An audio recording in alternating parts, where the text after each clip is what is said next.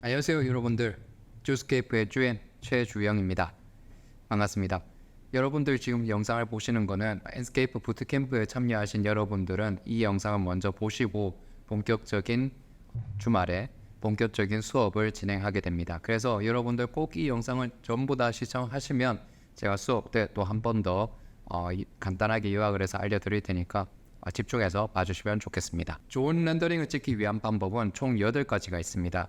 이 8가지 방법을 한번 보기 전에 제가 한 분을 또 소개시켜 드릴 건데요. CG 아티스트 알렉스 로만이라는 분을 제가 소개시켜 드릴 겁니다. 그래서 이분의 영상을 한번 보고 제가 본격적인 말씀을 드리도록 하겠습니다. 화면 한번 봐볼게요.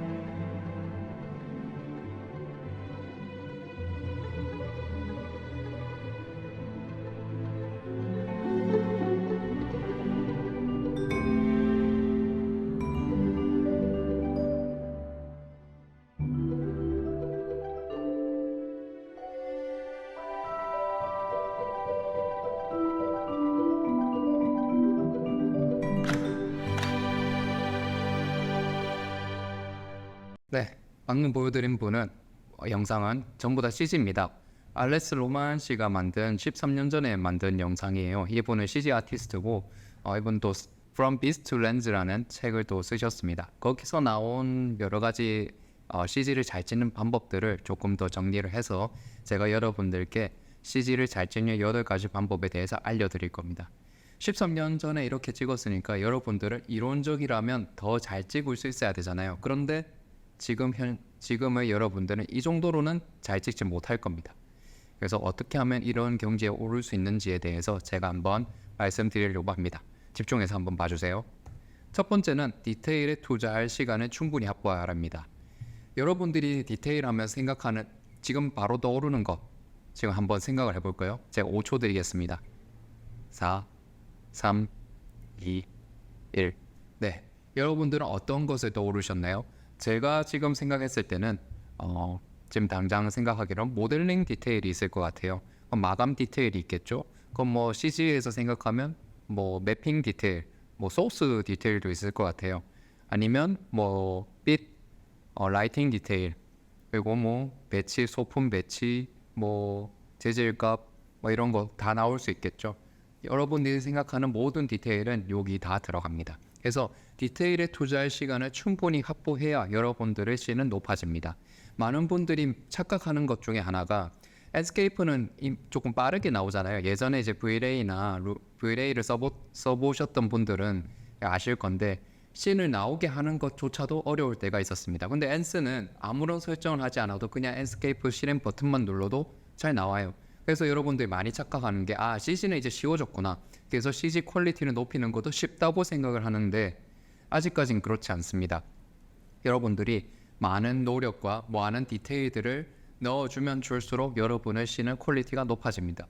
저는 스페이스실이라는 CG 회사를 운영하고 있습니다. 그래서 여러 가지 작업물들을 이제 의뢰를 받기도 하고 제 스스로도 만들기도 하는데 의뢰를 받을 때 보통 모델링을 같이 주는 경우가 종종 있습니다.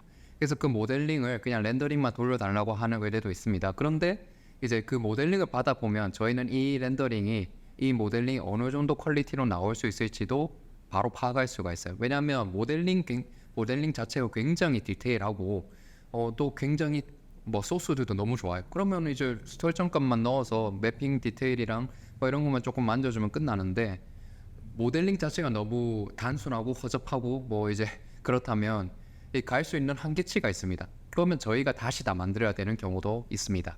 그래서 그런 거를 먼저 뜯어보고 저희가 이제 견적도 내고 그렇게 하긴 하는데, 그러면 이제 여러분들은 실무에서든 뭐 프로젝트에서든 여러분들은 이제 어떻게 해야 되냐? 일단 제가 하는 방법론은 처음부터 디테일을 따지기 시작하면은 작업물이 진전이 없습니다. 그러니까 예를 들어서 실무에서 어떤 신입 친구에게 너 이거 예를 들어 이 호텔 방 하나 작업을 다 해놔 했는데, 그 다음 날 이제 물어보니까 이 침대 소스 좋은 거 찾는다고 침대 소스만 하루 종일 찾고 있었던 거예요. 그렇게 하면 안 되잖아요. 그래서 제가 하는 방법은, 만약에 주어진 제한 시간이 예를 들어서 뭐 3시간 뭐 하루 안에 모델링하고 렌더링까지 다 해야 된다면 저는 일단 1-2시간을 써서 모델링을 러프하게나마 다 만듭니다. 뭐 일단 뭐 침대 소스도 일단 괜찮은 거, 눈에 보이는 거 바로바로, 아니면 예전에 썼던 거를 그대로 배치를 해서 다 배치를 해 놓습니다. 그리고 나서 렌더링까지 진행을 하죠. 그렇게 해서 제가 시간이 남으면 이제 예를 들어서 제가 한 4시간 안에 그걸 다 모든 걸 정리했다고 칩시다. 그러면 제가 일과 시간 남은 게 한 2시간이다. 그때 이제 디테일을 추가하는 겁니다. 뭐 이 침대 소스를 바꾼다든지, 아니면 모델링을 조금 더 디테일하게 만져준다든지, 이런 매치선들, 화면 한번 봐볼게요. 이런 매치선들 있잖아요. 이런 매치선들도 직접 모델링에 다 넣어주는 겁니다. 5mm든 7mm든 1mm든 그건 여러분들이 이제 판단해서 실제처럼 하든지, 아니면 모델링상에서 CG상에서 보이게끔 이제 넣어주는 거죠. 푸시풀을 하든지, 이거 뭐 이런 거 라운드 따준다든지. 커튼도 뭐 처음에는 조금 허접한 걸 넣었다 하더라도, 퀄리티가 낮은 걸 넣었더라도 나중에는 이제 이런 걸 바꿔주고, 이런 뭐 스프링쿨러 이런 것도 처음에는 안 넣었더라도 디테일을 생각해서 넣어줘야 되겠다, 이런 식으로 추가가 돼야 되는 겁니다. 그래서 저는 항상 모든 작업을 할 때도 80%를 향해서 달려간 뒤에 충분히 이 디테일 20%를 위한 시간이 확보된 다음에야 이걸 넣습니다. 그래야 프로세스가 진행이 돼요. 그래서 이렇게 디테일에 투자할 시간을 충분히 확보해라가 첫 번째입니다. 제가 초반에 말씀 안 드렸는데 8가지 방법이 있다 했잖아요. 이 8가지 방법을 여러분들이 만약에 4가지 이상, 이제 과반수 이상 하게 되면 될수록 여러분의 씬은 점점 실사같이 보이게 될 겁니다. 결국 그 씬을 보고 판단하는 거는 우리 눈이 그 데이터를 보고 뇌가 판단해야 되는 거예요. 그래서 뇌를 속이는 작업입니다. 실제 같은 CG 씬과 실제 같지 않은 그냥 그림 같은 CG 씬의 차이는 이 디테일 차이예요. 그래서 이 디테일이 4가지 이상, 5가지, 6가지, 7가지, 8가지 이렇게 넘어가는 순간 여러분의 씬은 실사화에 가까워지는 것입니다. 이걸 한번 파악해서 또 들어주시면 되겠습니다. 자, 두 번째는 빛과 재질에 대해서 공부를 하랍니다.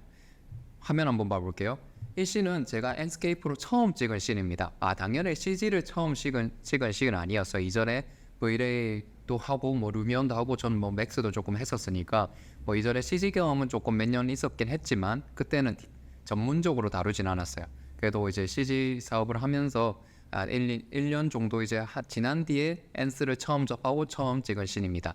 그래서 이때는 엔스케이프에서 엔스케이프 오브젝트에 인공 조명들을 넣을 방법을 조금 잘 몰라서 뭐 인공 조명을 빼고 이런 외부 라이팅으로만 내부 씬을 구성하려고 처음에 작업을 했었습니다. 그래서 지금 씬을 보면은 조금 낮 시간 아니면 아침 시간에, 해가 잘 드는 아침 시간에 라이팅이 굉장히 빛이 많이 들어오죠. 빛이 많이 들어오는 것과 동시에 저는 2가지를 조금 생각을 했습니다. 첫 번째로는 이 빛과 그림자에 대해서 생각을 했어요. 그림자가 빛이 바로 들어오는 지점, 바로 만나는 이 통나무 스툴 뒤에는 굉장히 빛이 강하게 오기 때문에, 바로 직접적으로 오기 때문에 그림자도 날카롭게 떨어집니다. 반면에 뒤쪽에 있는 거는 반사광이 들어가요. 그러니까 간접 라이트가 들어가니까 자연스럽게 그림자도 굉장히 옅게 들어갑니다. 이 스무스 이거를 이제 그림자가 칼 같다고 얘기를 하는데, 이 칼 같음도 무조건 어색한 게 아니에요. 이런 식으로 직접적으로 빛이 들어오는 부분에 한해서는 굉장히 사실적으로 표현이 됩니다. 그래서 여러분들은 결국 이거를 자연스럽게 어떻게 하냐 관찰을 많이 해야 된다는 거죠. 자, 저 두 번째로 이제 파악을 했던 거는 제가 좀 신경을 많이 썼던 거는 이 재질 값이었습니다. 이런 상황에서 실제로 이런 필름이든 아니면 원목이든 간에 빛이 이렇게 들어왔을 때 어떻게 표현이 될까? 거칠기는 어떻게 표현이 될까? 에스케이프 보면 헤이트 맵 있죠. 그럼 거기서 거칠기를 표현할 수 있는데 이 거칠기 표현을 어떻게 드러내야 될까? 조금 낮춰야 될까? 뭐 이런 매지선들도 뭐 표현 모델링사에서 표현하긴 했지만 이런 반사값들도 어떻게 하면 더 리얼하게 될 수 있을까? 나머지 재질도 다 마찬가지였어요. 그런 식으로 이 두 가지를 중점적으로 저는 파악을 했습니다. 그럼 이 두 가지 빛과 그림자 그리고 이 재질값을 현실과 같이 하려면 여러분들은 너무나도 자연스럽게 또 현실을 보고 CG에 구현하려고 노력을 해야 됩니다. 이거를 잘 생각하지 못하는 분들이 굉장히 많습니다. CG는 CG고 현실은 현실이다. 근데 CG는 또 현실처럼 하고 싶어요. 그러면 사실은 논리적으로 생각하면 CG를 현실처럼 하고 싶으면 현실을 보고 CG에도 같이 구현할 수 있어야 됩니다. 이 재질값 같은 것도 마찬가지겠지만 빛과 그림자도 CG에 현실처럼 구현할 수 있어야 돼요. 자, 라이팅이 없는 상태에서 만약에 내가 CG씬을 현실에서 제가 유의 공간을 만약에 같다고 생각하고 이런 빛을 제가 발견을 했어요. 눈으로 봤어요. 아니면 레퍼런스로 이런 공간을 봤어요. 빛이 없는 상태에서 이렇게 된 걸 봤을 때 CG씬에서도 인공 조명이 없을 때도 이런 씬을 구현할 수 있으면 저는 확률적으로 굉장히 사실적인 씬을 만들 수 있다는 걸로 귀결이 됩니다. 왜냐면 뭐 CG에서도 현실같이 나왔는데 여기서 라이트 넣기 시작하면 점점 더 사실적으로 되겠죠. 네, 제가 말한 라이트는 인공조명입니다. 네, 그래서 이런 식으로 빛과 재질에 대해서 공부를 하면 할수록 관찰하면 할수록 여러분들의 씬은 점점 더 좋아질 수밖에 없습니다. 세 번째는 완전히 깨끗한 물체는 세상에 없다입니다. 화면 한번 봐볼게요. 자, 요거 지금 보시면 핑거프린트 이거 지문이 묻어 있는 거예요. 그래서 이런 거를 만약에 여러분이 표현하기 시작하면 아까 그리고 영상에서 보셨듯이 뭔가 좀 스크래치가 나 있거나 아니면 조금 녹이 쓴 것 같은 표현을 하게 되면 될수록 여러분들의 씬은 점점 더 좋아질 수밖에 없습니다. 아니 CG 만드는데 보통 CG 여러분들이 만들 때 새로운 공간을 만들잖아요. 뭐 리모델링이든 뭐든 신축이든 리모델링이든 아니면 상가든 주거든 다 새 건데 이 새 거를 더럽게 하라니 이게 말이 안 된다고 지금 바로 생각하시는 분도 있을 겁니다. 근데 제가 말씀드린 건 이걸 완전히 더럽히라는 건 아니에요. 근데 여러분들이 만약에 이런 메탈 이런 데서도 스크래치 매핑을 조금씩이나 넣게 되면 헤어라인 재질에 스크래치를 하나 넣는다든지 아니면 이제 벽체 반사에 리프렉션의 텍스처를 넣을 수 있습니다. 텍스처에 노이즈 맵 같은 걸 넣어서 난반사를 원래는 전반사인데 난반사를 표현해 주게 되면 이게 살짝 더러워지면서 사실은 우리가 눈으로 현실적으로 보는 빛의 반사에 가까워집니다. 그러니까 사실은 현실에서는 굉장히 깨끗한 건 없어요. 깨끗한 건 없으니까 일부러 CG씬을 조금 더럽혀 주면 줄수록 우리 눈은 그걸 현실이라고 착각하기 시작하는 겁니다. 그게 여기서의 포인트예요. 그래서 뭐 조금 더 디테일하신 분들은 이런 디스플레이 표현할 때 핑거프린트 이런 거 일부러 보일 듯 말 듯하게 놔두면 이게 진짜로 누군가 약간 손에 만진 것 같은 그런 표현이 되기도 합니다. 그래서 그런 거를 말씀드린 거예요. 메탈에선 스크래치 넣거나 아니면 약간 얼룩을 넣어준다든지 아니면 벽면에선 저는 노이즈 넣는다든지 아니면 이런 것도 있어요. 뭐 조금 소품들을 흐트려 놓는다든지 그거는 또 바로 말씀드리겠습니다. 자, 여기까지 또 세 번째였고요. 자, 네 번째는 풍부한 빛을 위해 HDRI를 적극 사용하라입니다. 자, 여러분들 중에 HDRI 사용하신 분들 있으신가요? 손 한번 들어주세요. 네, 몇 명 없으실 겁니다. 근데 엔스를 사용하시는 분들은 사실 HDRI를 기본적으로 사용하고 있습니다. 왜냐하면 엔스는 기본적으로 9가지 뭐 스카이 쪽 비주얼 세팅의 스카이 쪽에 보시면 뭐 시티, 얼반, 마운틴, 데저트, 뭐 컨스트럭션 사이트, 화이트 뭐 이런 식으로 9가지 기본 HDRI가 있습니다. 그래서 ANS를 사용하시는 여러분들은 사실은 나도 모른 새 HDRI를 사용하고 있는 겁니다. 그럼 왜 ANS에서는 HDRI를 기본적으로 깔아뒀냐에 대해서 좀 물음표를 가질 필요가 있어요.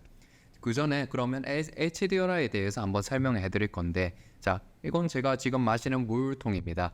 자, 지금 우리가 지금 있는 여기는 스튜디오긴 한데, 자, 현실 세상에서는 이 빛을 어디서 가져오냐? 첫 번째로는 태양빛에서 가져옵니다. 태양빛이 오존층을 통해서 빛이 들어오면 여러 가지 갈래로 나뉘는 거 우리 과학 시간에, 지구과학 시간에 다들 생각나시죠? 이건 제일 처음 나오니까. 그래서 여러 갈래로 이제 맛빛이 굴절되면서 직접적으로 들어오는 빛도 아마도 있을 거예요. 그런데 대부분의 빛들은 옆부분 건물이나 나무나 뭐 이런 쪽에 부딪혀서 반사돼서 나오는 빛들도 여기 묻어나게 됩니다. 현실 세계에선 그래요.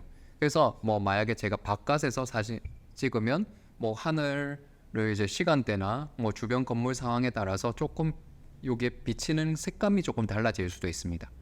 근데 CG에서는 어떨까요? CG에서는 광원 자체는 있습니다. 그래서 태양이라는 어떤 거는 있긴 있어요. 그런데 거기서 바로 직접적으로 바로 이 물체에 들어오게 돼요. 그러면 이런 아까 현실 세계에서 있었던 간접 조명 같은 거, 빛이 간접적으로 반사돼서 들어오는 것들 있잖아요. 그런 것들이 CG에서는 표현하기가 굉장히 까다로운 거죠. 왜냐하면 우리가 아무리 실제로 주변 환경을 비슷하게 꾸며준다 해도 그게 한계가 있고, 우리는 기본적으로 이 CG에서 오존층 같은 거를 표현해주지를 못해요. 그래서 어떻게 하냐? 우리는 HDRI를 사용합니다. HDRI는 약간 돔 같은 형태예요. 돔 같은 이미지 형태를 이렇게 이 CG 모델링에 돔을 하나 씌운다는 거예요. 이 돔이 빛을 냅니다.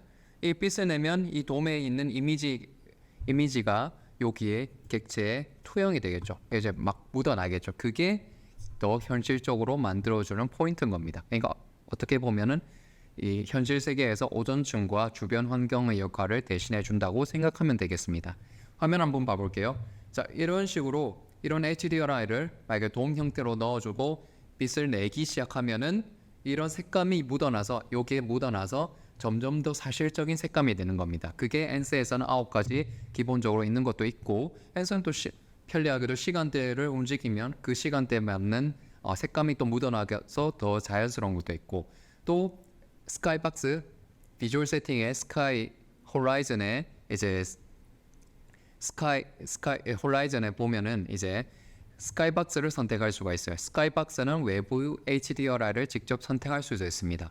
그러면 여러분들이 사용하는 HDRI의 종류에 따라서 굉장히 다양한 것들을 사용할 수 있겠죠. 네, 이게 포인트입니다. 그래서 고수들은 HDRI를 사용해서 자기들의 씬을 굉장히 풍부하게 만드는 겁니다. 이걸 모르는 분들은 그냥 ANS에서 있는 거 그냥 막 사용하다가 끝나겠죠. 네, 이게 포인트예요.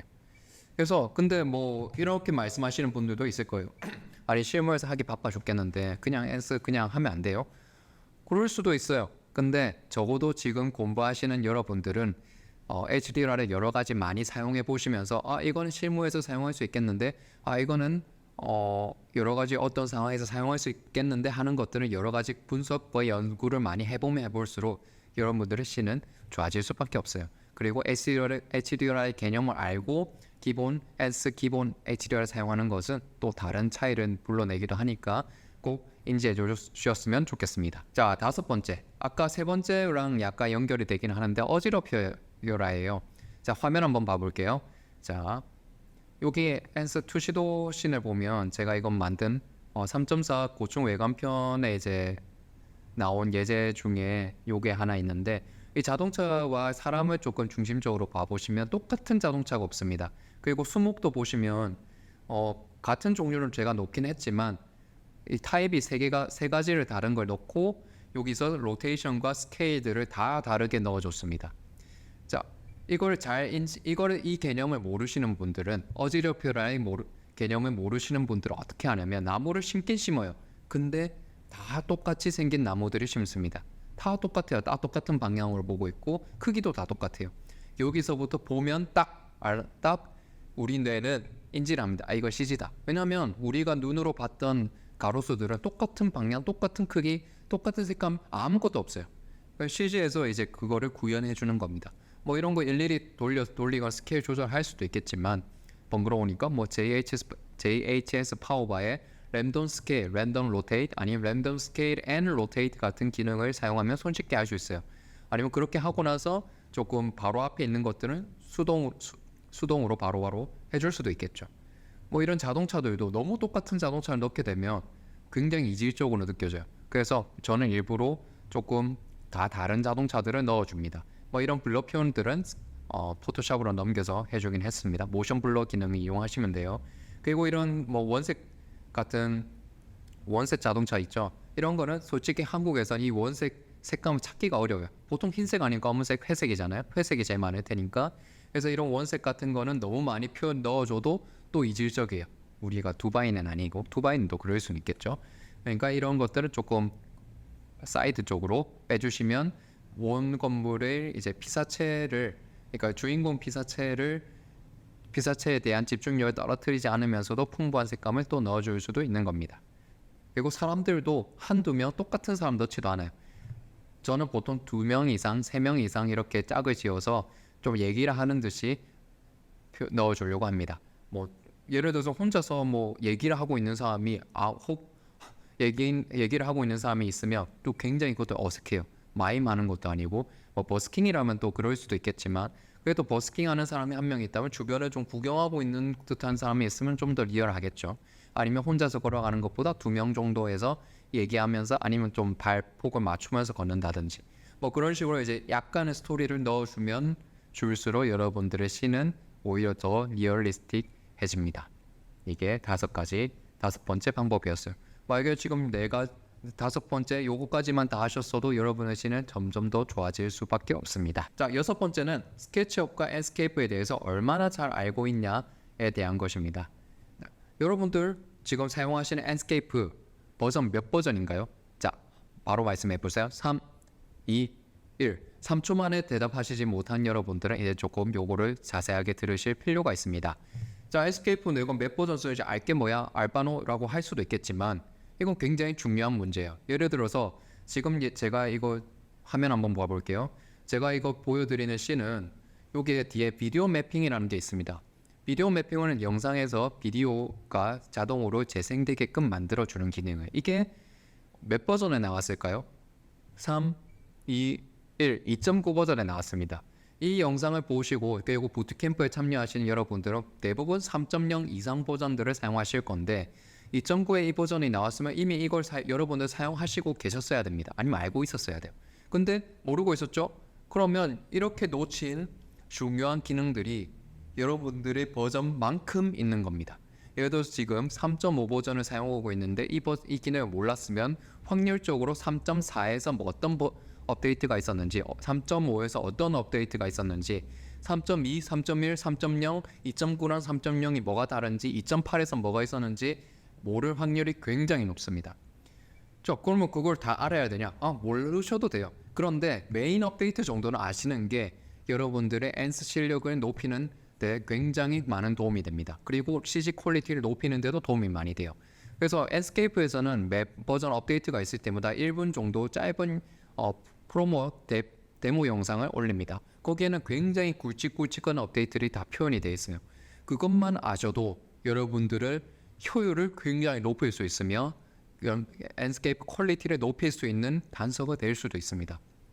한 가지 또 예를 들어서 말씀드리자면 3.5에서는 RTX 렌더링, 레이 트레이싱 렌더링에 대한 업데이트가 대폭 있었습니다. 그래서 여러분들이 쓰는 외장 그래픽 카드가 만약에 RTX로 시작을 한다면 그리고 여러분들 하드웨어 애서러레이팅 이제 기능에서 레이 트레이싱이 체크가 되어 있다면 이전 버전보다 훨씬 더 높은 퀄리티의 이미지를 만들 수 있는 확률이 있습니다. 네, 그걸 뭐 사용하지 못하면 못하니까 확률이라고 얘기는 한 건데, 근데 여기서 이제 문제가 되는 거는 레이 트레이싱이 업데이트가 되면서 조금 밝아지는 부분들이 있어요. 그러니까 예전에 인위적으로 너무 어두웠던 것들이 이제는 간접광에 대한 간접 반사에 대한 것들이 업데이트가 되면서 조금 더 반사가 늘어났으니까 조금 더 밝아지는 현상이 나타납니다. 그래서 이게 조금 더 좋아지는 거긴 하지만 3.4까지에 익숙해졌던 분들은 여기에 대해서 조금 어색함을 느낄 수가 있어요. 그럼 만약에 내가 이걸 알고 있었으면 엔스 3.5가 이상해요라고 그냥 이상해요라고 끝나는 게 아니고 레이트레이싱 때문에 그런 거구나 해서 제너럴 세팅에 하드웨어 액세서 레이팅에 레이트레이싱을 꺼주는 선택을 하게 된다는 겁니다. 이렇게 굉장히 작업에 영향을 크게 미쳐요, 업데이트가. 그래서 여러분들이 사용하는 무기에 대해서는 정확하게 알아야 여러분들 잘 쓸 수가 있잖아요. 이건 너무나도 당연한 겁니다. 그래서 여러분들이 사용하시는 엔스케이프 그리고 뭐 스케치업 혹은 라이노, 뭐 레빗 어떤 모델링 프로그램이든 사용하시는 버전에 대해서는 정확하게 알고 있어야 되고, 더해서 이전 버전들 것까지 조금 잘 알고 있으면 굉장히 많은 도움이 될 겁니다. 자, 7번과 8번은 이제 같이 들어가요. 자, 좋은 렌더러는 항상 카메라로 찍고 있다고, 8번째는 좋은 환경에 나를 던져두면 빠르게 성장한답니다. 자, 여러분들이 지금 부트캠프 혹은 이 강의를 들으시는 분들은 확률적으로 디자이너의 확률이 굉장히 높고, 아니면 CG 아티스트일 수도 있습니다. 아니면 뭐 이런 관련 업종에 있겠죠. 그러면 여러분들 핸드폰 사진첩을 한번 보면은, 혹은 인스타 스토리를 보면 굉장히 사진을 많이 찍고 계실 확률이 굉장히 높습니다. 그리고 이분 여러분들 중에서는 사진을 굉장히 현실 사진을 굉장히 감각적으로 찍으시는 분들도 많을 거예요. 자, 렌더링은 사실 사진과 다를 게 없습니다. 랜드스케이프만 봐도 1인칭 사람이 걸어다니고 워크 모드로 돌아다니고 프라이 모드로 날아다니고 그 사람이 돌아다니면서 사진을 찍는 것과 같아요. 랜드스케이프에 있는 거의 모든 용어들은 카메라 용어들입니다. 현실 세계에서 있는 카메라 용어들이 많아요. Exposure, Field of View, Depth of Field, 뭐 비네팅까지 뭐 이런 식으로 굉장히 다양해요. 그래서 이거를 다시 정리를 해보자면, 만약에 여러분들이 현실에서도 사진을 감각적으로 찍고 계시다면 랜드스케이프 렌더링 혹은 다른 렌더링 공부하실 때도 내가 현실에서 찍는 것처럼 어떻게 하면 렌더링에서 할 수 있을까를 고민해 보시고 그거를 투영해 보시면 굉장히 빠르게 느실 겁니다. 왜냐하면 현실에서 이미 잘 찍고 계시니까 렌더링에서도 이게 다른 게 아니고, 게임처럼 이게 다른 게 아니고 결국은 내가 렌더링으로 카메라를 들고 찍는 거구나 라는 게 동기화가 되는 순간, 여러분들은 그러면 내가 현실에서 만약에 1.5배 혹은 2.2 2배로 늘려서 찍고 계셨다면 여기서는 카메라 필드 오브 뷰를 어느 정도 해야 될까? 라는 질문이 이제 생기기 시작하는 겁니다. 그런 식으로 한번 찍어보면 볼수록 여러분들의 렌더링 실력은 점점 늘어날 수밖에 없습니다. 그냥 이전에는 그냥 돌아다니면서 대충 화각을 잡았다면 이제는 굉장히 감각적으로 씬을 잡기 시작할 거니까요. 그런데 이제 이런 분들도 있어요. 현실에서도 저는 사진을 잘 못 찍어요. 그러면 어떻게 해야 되냐? 인풋을 넣어줄 차례입니다. 좋은 환경에, 그래서 8번째, 좋은 환경에 나를 던져두면 빠르게 성장한다가 나오는 겁니다. 인풋이 있어야 아웃풋도 있는 겁니다. 여러분들이 그리고 이전에 7번에서 잘 찍는 분이라 하셨더라도 건축 사진가보다 잘 찍을까요? 그렇지는 않겠죠. 자, 그러면 여러분들은 이제 좋은 사진들을 많이 봐야 됩니다. 그 좋은 사진들은 뭐냐? 옆자리 사람, 옆자리 친구, 옆자리 사람들 거를 보라는 게 아니에요. 그분들 뭐 잘하실 수도 있지만 확률적으로 내 주변에 있는 사람들은 그렇게 잘 못할, 나하고 비슷한 사람이 있을 확률이 높습니다. 그러면 내 주변 사람들 걸 보는 게 아니라 조금 더 잘하는 사람들 걸 봐야 되겠죠. 근데 지금 요즘 세상 너무 좋잖아요. SNS 인터넷 서핑만 하면 굉장히 잘 나옵니다. 자, 저는 화면 한번 봐볼게요. 자, 여기서 미르, 랜덤박스, 랜덤 매거진, 랜드스케이프, 아카이브, 아이언스페이스 이런 인스타 계정들만 팔로우 해두고 그냥 주기적으로 쳐다보기만 해도, 아니면 알고리즘상 제 피드에 올라오는 거 한 번씩만 보고 캡처해서 한 번씩만 보더라도 하고 이 사람은 이렇게 했네 라고 보는 것만으로도 저는 도움이 된다고 생각합니다. 왜냐하면 인풋이 있으면 자연스럽게 내가 비슷한 상황에 처해지게 되면 그거를 떠올리게 돼요. 그러면 자연스럽게 레퍼런스를 찾으러 여기로 떠나는 거죠. 이 사람은 이렇게 찍었던데, 아니면 내가 원래 찍던 방식이 있었는데 조금 다르게 찍고 싶다. 그런데 내 머릿속으로 그게 생각이 잘 안 나. 그러면 이제 어떻게 하냐? 이런 식으로 이런 곳에 가서 비슷한 레퍼런스를 이제 찾아보는 거죠. 여기서 아키데일리 이런 것도 있습니다. 아키데일리 이런 것도 들어가 보시면 인테리어든 뭐 외부든 아니면 조감도 스케일이든 굉장히 다양한 작품들이 많아요. 거기에는 대부분 굉장히 잘하는 CG 아티스트들이 찍은 작품들 혹은 아니면 이미 준공된 곳이라면 그쪽 사진가들을 이제 대동을 해서 그분들이 사진을 찍은 작품들이 올라옵니다. 그럼 그것들을 보고 레퍼런스를 쌓는 거예요. 자, 그 중에서 제가 한 군데 굉장히 대단한 분을 소개해 드릴 건데 그거는 제가 아니에요. 자, 그분은 바로 미르입니다. 화면 한번 봐볼게요. 자, 미르는 뭐 북유럽에 있는 이제 CG 아티스트, CG 그룹인데 여기는 제가 소개해 드리는 거는 이분들이 하는 작업 방식은 그냥 CG가 아닌 것 같아요. 그러니까 우리가 흔히 보는 CG 작품들은 그냥 CG 같은 그런 씬들이 있거든요. 근데 이분들은 그냥 사진 작가처럼 작업을 합니다. 이게 여러분들의 이제 뇌를 깨우게 될 겁니다. 이제 앞으로 이 씬을 본 뒤로 미르라는 팀을 알게 된 이후로 여러분들은 이제 저주에 걸립니다. 여러분들은 아무리 해도 미르만큼 나오지 않기 때문에 성에 차지 않아요. 근데 그게 굉장히 중요한 포인트예요. 자, 사진 한번 봐볼게요. 자, 이거 최근에 이제 서울에서 이제 주최한 노들섬 콘테스트에 나온 이제 헤드윅 작품인데 헤드윅 작품을 이제 미르에서 CG로 제작을 해준 거예요. 자, 아마도 뭐 이런 식으로 조감도에서 사진을 찍었겠죠. 뭐 이게 다 CG라고 저는 생각하진 않아요. 근데 요 부분은 없잖아요. 그러니까 CG예요. 네, CG입니다.